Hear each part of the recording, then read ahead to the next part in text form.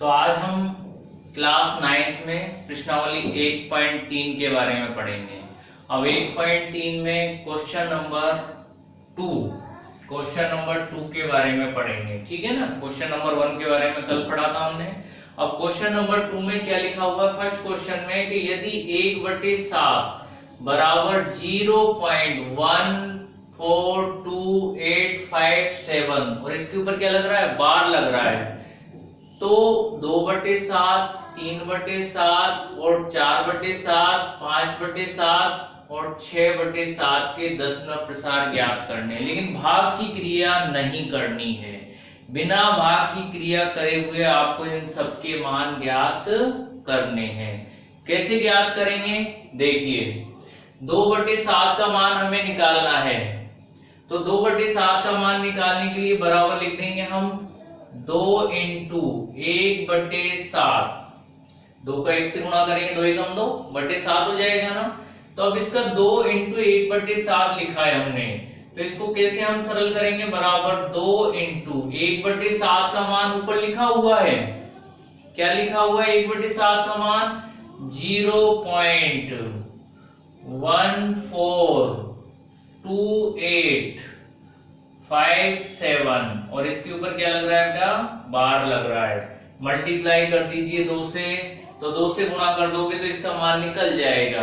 क्या आएगा, 2 का 7 से गुणा करना है, 7 दूनी 14, 14 की 4 हासिल का 1, 5 का 2 से गुणा करेंगे, 5 दूनी 10, 10 और 1 कितना 11, 11 का हासिल 1।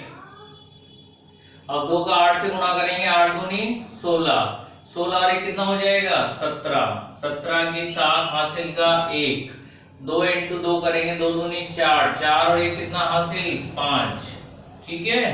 अब इसके बाद में आपने 2 का 4 से गुणा करेंगे, 4 दूनी 8, ठीक है। अब 2 का 1 से गुणा करेंगे, 2 एकम 2, ठीक है भाई। अब आगे 0 है तो 0 पॉइंट, अब ये आपका 285714, इस पे क्या लगा देंगे हम, बार लगा देंगे। तो ये किसका मान निकल गया भाई, 2/7 का मान निकल गया, 285714, ठीक है। तो ये आपका 2/7 का मान निकल गया। इसी तरह से आप किसका मान निकाल सकते हैं इसमें, नंबर 2 3/7, 3/7 का भी मान आपको कैसे निकलेगा, बराबर 3 × 1/7। अब 3 × 1/7 बराबर करके लिख सकते हो आप 3 × 1/7 का मान, तो 1/7 का मान क्या लिखा हुआ है 10.142857, इस पे क्या लगा देंगे हम, बार लगा देंगे। अब इससे गुणा कर दिया, आपका किसका मान निकल जाएगा, आपका 3/7 का मान निकल जाएगा, ठीक है ना।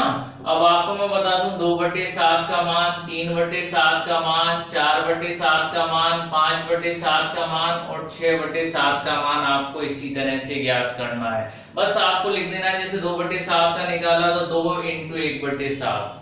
अब 1/7 का मान आपके दिया हुआ है, क्या दिया हुआ है 0.142857 बार, मतलब ये संख्या बार बार रिपीट हो रही है, ठीक है ना। 7 के बाद में वापस से वही 1 आएगा, फिर 4 आएगा, 2 आएगा, 8 आएगा, 5 आएगा, फिर 7 आ जाएगा, ठीक है ना। तो इसी तरह से 2/7 का मान मैंने निकाल के बताया आपको, 2 × 1/7, तो 1/7 का मान रख दीजिए।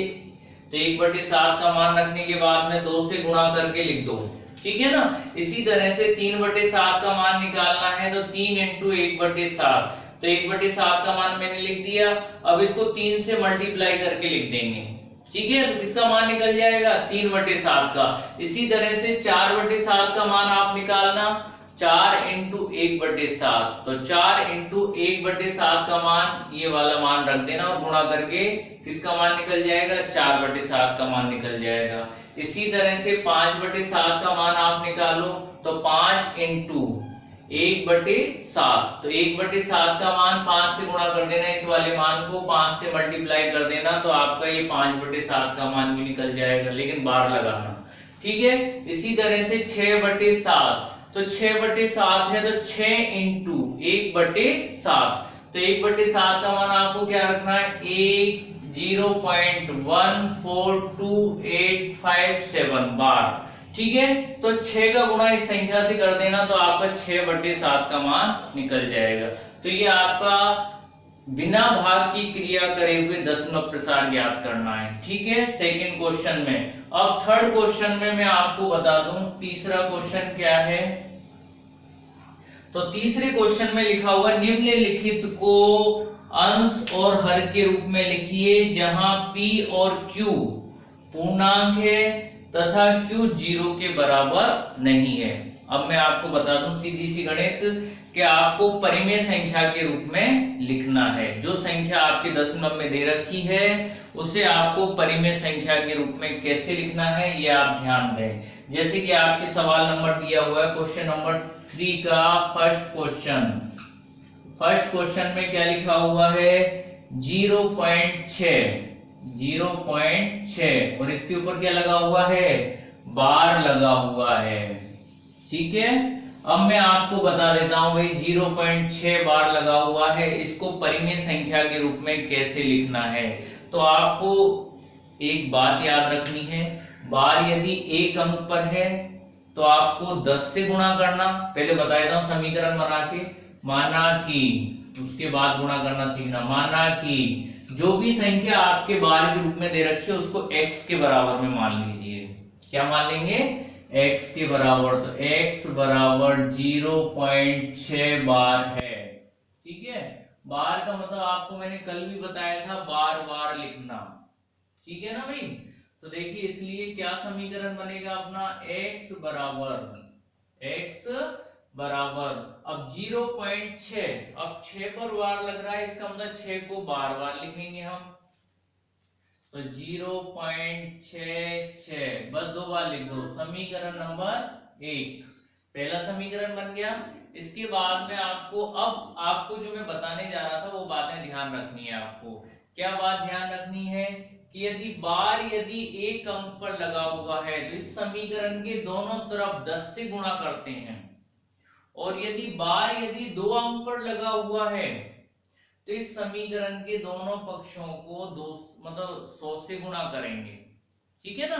और यदि बार यदि 3 अंक पर लगा हुआ है इस जगह पर, तो आपको मैं बता दूं दोनों समीकरण के दोनों पक्षों को 1000 से गुणा करते हैं। मतलब बार 1 अंक पर है तो 10 से गुणा करेंगे, बार यदि 2 अंक पर है तो 100 से गुणा करेंगे, और बार यदि 3 अंक पर है तो 1000 से गुणा करते हैं। तो लिख देंगे हम दोनों तरफ। अब बार इसमें 1 अंक पर है तो दोनों तरफ कितने से, 10 से गुणा करने पर, 10 से गुणा करने पर।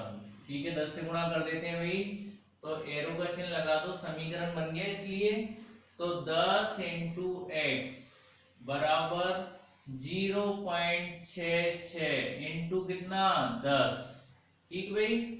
अब आपको बता दूं मैं 10 का x से गुणा करेंगे तो 10x बराबर, अब इसका 10 से गुणा कर रहे हैं तो यदि 10 से गुणा कर रहे हैं तो पीछे एक जीरो बढ़ जाएगा, 100 से गुणा कर रहे हैं तो पीछे 2 जीरो बढ़ जाएंगे, 1000 से गुणा कर रहे हैं तो 3 जीरो बढ़ जाएंगे, 10 से गुणा कर रहे हैं तो ये आ जाएगा 6 और एक जीरो पीछे आ जाएगा।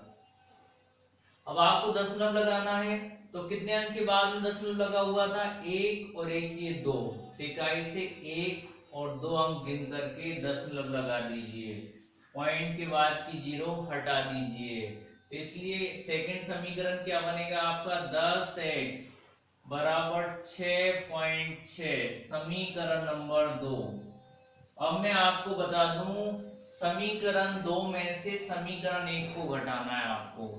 छोटे समीकरण में से बड़ा तो घटेगा नहीं, बड़े समीकरण में से छोटे समीकरण को घटा दो। तो लिखेंगे हम समीकरण 2 में से, समीकरण 2 में से समीकरण 1 को घटाने पर, 1 को घटाने पर तो LHS में से LHS घटेगा और RHS में से RHS घट जाएगा। तो LHS की संख्या क्या है अपने 10x माइनस पहले समीकरण में क्या है भाई x बराबर का चिन्ह लगा दो। दूसरे समीकरण में RHS में क्या लिखा हुआ है 6.6 माइनस पहले समीकरण में क्या है 0.66। लेकिन आप ये ध्यान रखना सेकंड समीकरण में दशमलव के बाद में यदि एक अंक है तो पहले समीकरण से भी एक अंक तक ही लिखना,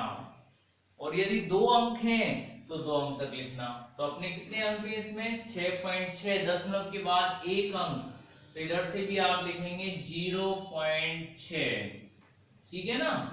अब 10 में से एक घटा देंगे तो कितना बच जाएगा 9x बराबर, अब 6 में से 6 घटाएंगे तो 0, और 6 में से 0 घटाएंगे तो क्या बचेगा 6.0 बच जाएगा। ये 0 हटा दो पॉइंट के बाद, ये x बराबर 6/9। 9 गुणा के रूप में कहाँ ले जाएंगे हम भाग के रूप में, काट दीजिए संख्या 3 एकम 3, 3 दूनी 6, 3 तिया के 9, 3 के पार्टे से 2 बार, 3 के पार्टे से 3 बार, इसलिए x बराबर में 2/3, ये इसका आंसर होगा भाई। अब ये तो मैंने आपको एक अंक वाला बताया। अब इसी का सेकंड क्वेश्चन भी देखिए आप। इसी का सेकंड क्वेश्चन क्या है 0.47, लेकिन ओनली किस पर बार लग रहा है 7 पर बार लग रहा है। तो इसके लिए क्या करेंगे, तो पहले वही तरीका आपको अपनाना है। माना कि x बराबर 0.47, 7 के ऊपर क्या है बार है। ठीक है, लिख दिया आपने। इसके बाद में आपको x के बराबर मानने के बाद आपको जिस अंक पर बार लग रहा है उस अंक को हम बार बार लिखेंगे। ठीक है, इसलिए समीकरण बनाएंगे हम x बराबर 0.47, 7 पर बार लग रहा है ना, तो 7 को एक बार और लिख दो 7। ये बन गया आपका समीकरण नंबर 1। अब समीकरण नंबर 1 बनाने के बाद में बता दूं आपको, बार एक अंक पर था तो समीकरण के दोनों पक्षों को 10 से गुणा करेंगे।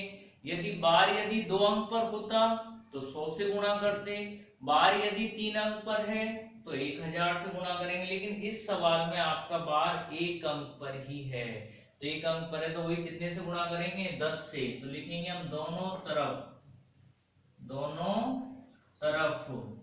10 से गुणा करने पर, 10 से गुणा करने पर, ठीक है 10 से गुणा कर देते हैं भाई।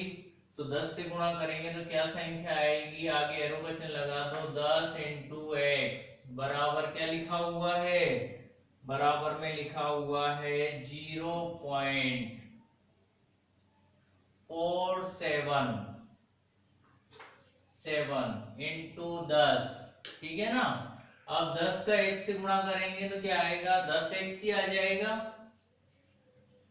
बराबर। अब 10 से गुणा करें तो पीछे एक 0 बढ़ा दो, क्या आएगा 4770। लेकिन आपको अब दशमलव लगाना है तो कितने अंक के बाद लगेगा 1 2 3, तो इकाई से 1 2 3 या 3 अंक गिन करके पॉइंट लगा दो, पॉइंट के बाद ये 0 हटा दो, समीकरण बन जाएगा। इसलिए क्या बनेगा 10x बराबर में 477, ये बन गया समीकरण नंबर 2। ठीक है, दूसरा समीकरण बन गया। अब आपको वही नियम लगाना है, समीकरण 2 में से समीकरण 1 को घटाने पर, तो लिख देंगे हम समीकरण 2 में से समीकरण 1 को घटाने पर। ठीक है, समीकरण 1 को घटा देते हैं तो समीकरण नंबर 2 क्या है आपका, LHS में से LHS घटा दो 10x माइनस पहले समीकरण का LHS क्या है x, बराबर का चिन्ह लगा दो, दूसरे समीकरण का RHS 4.77 माइनस, अब पहले समीकरण में क्या लिखा हुआ है, पहले समीकरण में 0.47, लेकिन आपके सामने सेकंड समीकरण में सिर्फ 2 अंक तक ही है दशमलव के बाद में। ठीक है ना, तो तो पहले समीकरण में से भी आपको 2 अंक ही लिखना है, तो लिखेंगे हम 0.47, ठीक है ना। अब 10 में से 1 घटा देंगे तो 9x बराबर, अब 7 में से 7 घटाएंगे 0, 7 में से 4 घटाएंगे बचेगा 3, ठीक है। अब 4 में से 0 घटाएंगे तो क्या बचेगा 4, 4.30, 0 हटा दीजिए तो अपना बच जाएगा x बराबर में 4.3 बट्टे कितना 9। अब एक अंक के बाद पॉइंट लग रहा है, इसलिए पॉइंट हटा दो और नीचे एक 0 बढ़ा दो, इसलिए अपना क्या मान आ जाएगा इसका x का, x बराबर में 43/90, ठीक है ना। अब आपको मैं बता दूं ये आपके क्वेश्चन नंबर 3 का दूसरा सवाल भी हो गया। क्वेश्चन नंबर 3 का तीसरा सवाल क्या है तो मैं आपको एक बार बता देता हूं कैसे करना है उसको। तो 0.001 और 001 पर क्या लग रहा है बार लग रहा है, 3 अंक पर बार लग रहा है, तो इसका मतलब समझ जाइए कि यदि 3 अंक पर बार है तो इस तरीके से आपका समीकरण बनाने के बाद में आपको दोनों तरफ 1000 से गुणा करना, ठीक है। तो पहला समीकरण फिर दूसरा समीकरण बन जाएगा, फिर दूसरे समीकरण में से पहले समीकरण को माइनस कर देना, इसी तरह से आपका हल हो जाएगा, ठीक है ना भाई। अब आपको मैं क्वेश्चन नंबर 4 की बात बताऊं तो क्वेश्चन नंबर 4 में, तो क्वेश्चन नंबर 4 में क्या लिखा हुआ है, क्वेश्चन नंबर 4 में लिखा हुआ है 0.9999 डॉट डॉट डॉट, तो आपकी 0.999 का मतलब होगा ये हो गया आपका 0.9 बार, ठीक है ना।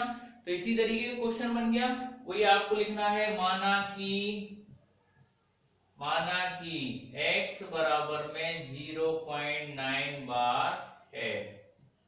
अब आपका बार कितने अंक पर है, 1 अंक पर है, तो 1 अंक पर यदि बार लगा हुआ है तो आपको अभी मैंने ये फर्स्ट क्वेश्चन बताया था 0.6 बार वाला, तो सेम टू सेम उसी तरीके का 0.9 बार वाला क्वेश्चन हल करना है, ठीक है। अब ये क्वेश्चन हल कर लोगे आप। इसके बाद में क्वेश्चन नंबर 5, क्वेश्चन नंबर 5 में क्या दिया हुआ है 1/17। अब 1/17 में आपसे पूछ रहा है, क्वेश्चन में बोल देता हूं आपको, 1/17 के दशमलव प्रसार में अंकों के पुनरावृत्ति खंड में अंकों की अधिकतम संख्या क्या हो सकती है। तो अपने उत्तर की जांच करने के लिए विभाजन क्रिया कीजिए, मतलब आपको भाग देके आपको बताना है कि वापस से शेषफल 1 कब आएगा, ठीक है। तो इसका भाग कैसे देंगे, तो देखिए 17 का भाग आपको देना है किसमें, 1 में देना है, और कब तक देना है, जब तक कि वापस शेषफल 1 ना बच जाए, ठीक है ना। तो जब तक देना है जब तक कि भागफल आपको शेषफल आपका 1 नहीं बच जाए। तो देखिए एक बार मैं बता देता हूं, 1-2 अंक तक तो जगह है, बता देता हूं। 17 का भाग 1 में नहीं जाएगा तो पॉइंट लगा के हम 0 बढ़ाएंगे, पॉइंट लगा के क्या बढ़ाएंगे, 1 0 बढ़ा देंगे। अब 17 का भाग 10 में भी नहीं जाएगा, तो 17 का भाग 10 में नहीं जाएगा तो भाग टूट के 1 0 और बढ़ा दो, और 1 0 यहां बढ़ा दो, कितने हो गए 100। अब इसके बाद में 17 का भाग अब आपको किस में देना है, 100 में देना है। तो 17 के पाढ़े में भाई 100 से बड़ी संख्या नहीं आनी चाहिए, तो 17 पंजे 85, तो 17 का पाढ़ा यदि नहीं आता है तो गुणा करके आप बना सकते हो और उसके बाद में भाग की क्रिया कर सकते हो। 17 पंजे 85, तो कितनी बार गया, 5 बार चला गया, ठीक है। अब घटाएंगे, 10 में से 5 घटाएंगे, कितना बचेगा, 5 बच जाएगा। इधर 1 कम कर देंगे तो 10 में से 1 कम करेंगे 9 में से 8 घटाएंगे तो कितना बचेगा 1। अब आपको मैं बता दूं भाई पॉइंट लग ही रहा है इसलिए 1 0 अपन बढ़ा सकते हैं। अब कितना हो गया 150, कितना हो गया 150। अब 150 में आपको भाग देना है, तो 17 अट्ठे, तो 17 अट्ठे कितने होते हैं 136, 17 अट्ठे 136। घटा दो, अब आप 10 में से 6 घटाएंगे कितने बचेंगे 4, 1 कम कर देंगे तो 4, 4 में से 3 घटाएंगे तो क्या बचेगा 1, 14। पॉइंट लग रहा है इसलिए आप एक जीरो बढ़ा सकते हो। अब आपका 14 शेष बचा, एक पॉइंट लगा, एक जीरो हमने बढ़ा लिया, कितने हो गए 140। 17 का भाग अब आपको किस में देना है 140 में देना है। तो इसी तरह से आपका ये भाग जाता ही जाएगा, अनंत तक तो नहीं जाएगा लेकिन आपके काफी 10 बार 8-10 अंक तक आपका भाग जाएगा। और जाने के बाद में आपका शेषफल जब तक कि एक नहीं बच जाता है तब तक आपको भाग देते रहना है। ठीक है, आज आपको यही पढ़ा।